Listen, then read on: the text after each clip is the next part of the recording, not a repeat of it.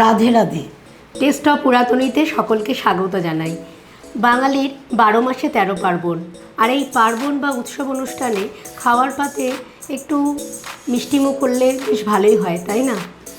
চলো তাহলে আজকে আমরা দেখে নিই কী মিষ্টি আমরা বানাতে চলেছি। কোনো গুঁড়ো করার ঝামেলা ছাড়াই খুব সহজ পদ্ধতিতে আমরা আজকে বানিয়ে ফেলবো কাজু বরফি। এই কাজু বরফি তৈরি করতে আমরা নিয়েছি 100 গ্রাম কাজু। এই কাজুটা আমরা গোটা কাজুই নিয়েছি, কেউ যদি মনে করো যে হাফ কাজু নেবে তাও নিতে পারো।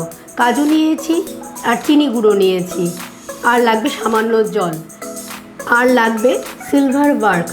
মানে 2-3টা উপকরণ দিয়েই কিন্তু আমাদের এই কাজু বরফি তৈরি হয়ে যাবে। একদম সহজ পদ্ধতিতে আমরা আজকে তৈরি করে দেখাবো। তাহলে সাথে থেকো, দেখতে থাকো আমাদের প্রত্যেকটা স্টেপ। কাজুটা আমরা 3 ঘন্টা ভিজিয়ে রেখেছি, তারপর ভালো মতো ধুয়ে নিয়েছি। এই যে কাজুটা আছে, কাজুটা ভিজিয়ে রাখা হয়েছে, সেই কাজুটাকে একদম জল ঝরিয়ে নিয়ে আমরা মিক্সিতে দিয়ে দেব।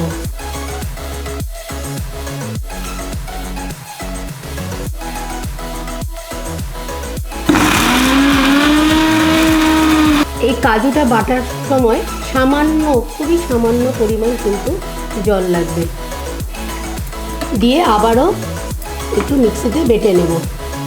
এই যে কাজুটা আমরা বেটে নিয়েছি, কাজু বাটার মধ্যে কিন্তু আমরা এখানে চিনি গুঁড়োটা দিয়ে দিব। চিনি গুঁড়ো নিয়েছি এখানে আমরা 80 গ্রাম, মানে 100 গ্রাম যদি কাজু নাও তাহলে চিনি গুঁড়ো নেবে 80 গ্রাম।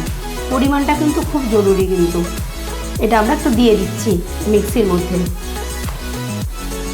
চিনি গুঁড়োটা দিয়ে ভালো করে কিন্তু মাখিয়ে নিতে হবে। একেবারে কিন্তু চিনি গুঁড়োটা দেবে না, ধাপে ধাপে দিতে হবে। এখানেই কিছুটা মাখিয়ে নিতে হবে। এবার যে বাকি চিনি গুঁড়ো আছে সেটাও কাজু বাটার মধ্যে দিয়ে দিচ্ছি, দিয়ে ভালো করে মাখিয়ে নিতে হবে। একেবারে মাখানো হয়ে গেলে তবেই কিন্তু মিক্সিটা আবার চালু করব। বারে বারে কিন্তু মিক্সি চালু করার দরকার নেই। বারবার যদি মিক্সি চালু করা হয় তাহলে কিন্তু সে জলের পরিমাণটা অনেকটাই বেড়ে যাবে এবং ব্যাটারটা একদম পাতলা হয়ে যাবে। চিনি গুঁড়োটা দেওয়ার পরে আমরা একবার মিক্সিটা চালিয়ে নেব। দেখা যাক কেমন হয়েছে। এই যে দেখো, একদম পেস্ট হয়েছে, কিন্তু কি সুন্দর ধাপে ধাপে কিন্তু এই মিশ্রণটা পড়ছে। এবার মিশ্রণটাকে একটা প্যানে, ফ্রাইং প্যানে নিয়ে নিচ্ছি। ননস্টিক ফ্রাইং প্যানে নিলে কিন্তু ভালো হয় ব্যাপারটা, তাহলে লেগে যাওয়ার সম্ভাবনা থাকবে না অতটা। এদিকে মিক্সির কাজ আমাদের শেষ হয়ে গেছে, আর এই মিশ্রণটাকে আমরা একটা ফ্রাইং প্যানে নিয়ে নিয়েছি ননস্টিকে। তো এবার এটাকে আমরা একটু আঁচে বসিয়ে দিব, একদম লো ফ্লেমে। এটাকে একদম কন্টিনিউয়াস নাড়া দিতে হবে, খুব ভালো করে নাড়া দিতে হবে। প্রায় 17 থেকে 20 মিনিট মতন এটা নাড়ার প্রয়োজন আমাদের। এটা দেখো প্রায় হওয়ার দিকে, তবে একটু চেক করে নিই এটা হলো কি না আদৌ।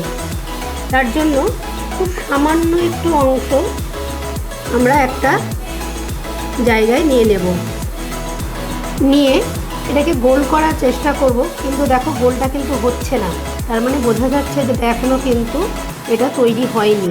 প্রায় 17 থেকে 18 মিনিট মতন আমরা নাড়া দিয়েছি। এবার দেখে নিই গোলটা হচ্ছে কি না। বলের মতন যদি হয়ে যায় তাহলে বুঝবো হ্যাঁ একদম পারফেক্ট। এবার মন্ডটাকে আমি একটা বাটার পেপারের মধ্যে নিয়ে নিচ্ছি। এটা অনেকেই প্লাস্টিকে নেয়, কিন্তু গরম জিনিসটা প্লাস্টিকে নেওয়াটা একটুখানি আনহেলদি, তাই জন্য একটু বাটার পেপারে নিয়ে এইভাবে ভালো করে মথে নেব। এবার এটাকে হালকা হাতে বেলে নিতে হবে, একদম হালকাভাবে গরম গরম অবস্থাতেই কিন্তু বেলে নেব। দেখে নিই কেমন হয়েছে। এই যে দেখো, এরকম পুরুত্ব রাখার চেষ্টা করবে।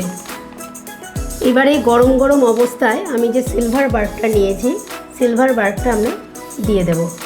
হালকা হাতে এরকম দিয়ে দিচ্ছি।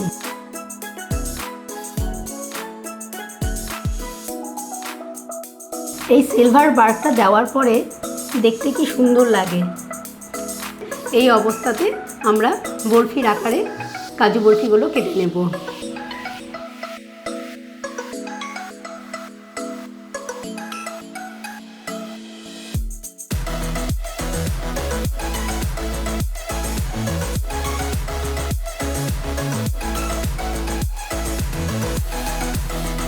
পিস পিস করে নিয়েছি কাজু বরফিগুলো। এবার ধীরে ধীরে একটা প্লেটে আমরা নিয়ে নিচ্ছি। এটা যখন একটু ঠান্ডা হবে তখন সামান্য শক্ত হবে, এখন একটু নরম নরম ভাব আছে, যেহেতু গরম আছে একদম।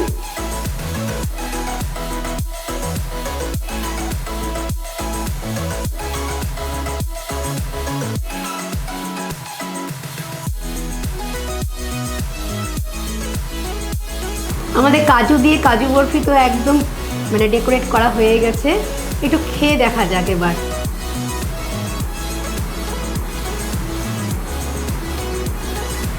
অপূর্ব হয়েছে খেতে।